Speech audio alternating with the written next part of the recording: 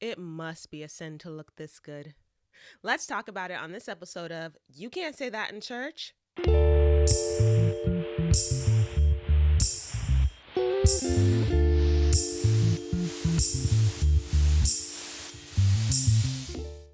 Welcome to You Can't Say That in Church, a video podcast where we talk about all of the awkward topics. My name is Chandrese and I'm your host, and each episode we take some time to focus on a topic that is often avoided in the church. Today's word of the day is vanity. So the topic of vanity usually strikes a lot of fear into my heart because your girl loves expressing herself through fashion, and clearly she likes makeup. And so I did a ton of research on this topic because I wanted to have a better understanding of what the Bible says about vanity. And so I learned a couple of things. First, I learned that what I thought of a vanity is not really vanity. Vanity in and of itself is not a sin. But I also learned that what I thought of as vanity is actually a lack of modesty. A lack of modesty is a sin. And so we're going to talk about these things today. Vanity is defined in the dictionary as an inflated pride in oneself or one's appearance. However, in the Bible, the term vanity is used very differently. Vanity is used to describe things that vanish or disappear. This word vanity is used all over the book of Ecclesiastes to describe things that are empty and fleeting in nature. I don't know if you've ever read the book of Ecclesiastes, but it's a wisdom text written by King Solomon that basically says that everything in the world is meaningless. And so it's a little bit morbid, but it's also profound. And so it's worth reading if you've never read it. But depending on the translation, this word vanity is used 37 times in Ecclesiastes alone, and that's more than it's used in the rest of the entire Old Testament.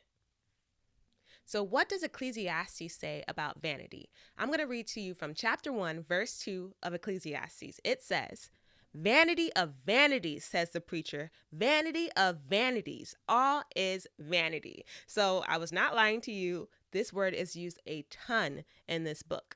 But I'm going to go ahead and read to you from a different translation so that we're not defining the word vanity with the word vanity. NIV says, "Meaningless, meaningless, says the teacher, utterly meaningless. Everything is meaningless." And so, again, it comes off a bit morbid, but the point of it is that everything of this world is meaningless. And so, if we were to look at the dictionary definition of vanity, which is just an obsession with oneself and one's appearance, we will be able to say that that type of vanity is vanity in the biblical sense. Are you following me? Vanity is vanity. But let's go ahead and talk more about modesty so that we can elaborate on this concept. 1 Timothy chapter 2, verse 9 says, "Women should adorn themselves in respectable apparel, with modesty and self-control, not with braided hair and gold or pearls or costly attire, but with what is proper for women who profess godliness with good works."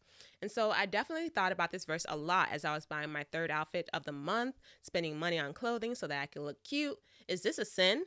And the answer, based on 1 Timothy, seems to be a resounding yes.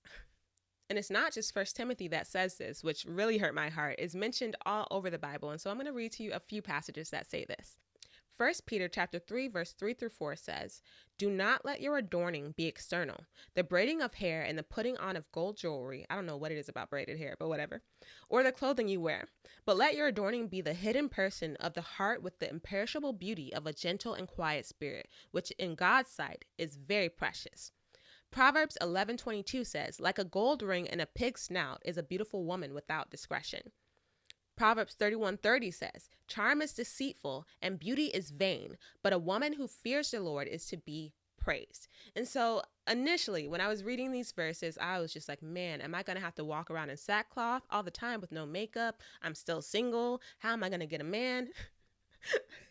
But as I started to really marinate on these passages, clearly, I don't do all of the research for these episodes in one day. I think about it over a period of weeks, and I started to think about this and apply it in my own life. And I started to feel this sense of extreme freedom, not because I stopped wearing makeup, I'm still wearing it, but because I realized that there is so much more beauty beyond the makeup. The makeup has really no relevance. Maybe it has a fleeting relevance for the moment, but I can be so much more beautiful just by having a godly spirit. And to me, this was just so freeing because you can fall into this sense of needing to compete with others to try and be more beautiful than others. And there's only so much you can change about yourself. There's only so much makeup you can wear. You can fall into this trap of body dysmorphia and trying to be the skinniest person and have the best body and just look the best all the time. But all of that is fleeting. All of that is biblical definition of vanity, and we can find strength in knowing that it's a pursuit of God, which is fully within our control, that creates true beauty within us and without us. And so we are learning together that beauty is vain. Lack of modesty is vanity. Am I throwing away all of my clothes tomorrow? No, I'm keeping them. But I want to walk in that freedom. I want it planted in my heart and to grow within me so that I know that what I'm wearing is very temporary. It's very fleeting. It doesn't matter past that moment that someone says, hey, your outfit is cute. And I think, wow, that was great. I worked hard on it. But sorry. Anyone who knows me knows this is true. But I want it to be planted in my heart. I want this to grow within me, this thought and this knowledge and this comfort and this peace that comes with knowing that my true beauty comes from my Creator and that everything external is just temporary and fleeting. But we want to hear from you, so you can join the conversation by dropping your opinion in the comments or subscribing to this channel. We'll be back next episode with a brand new topic. Stay chewy.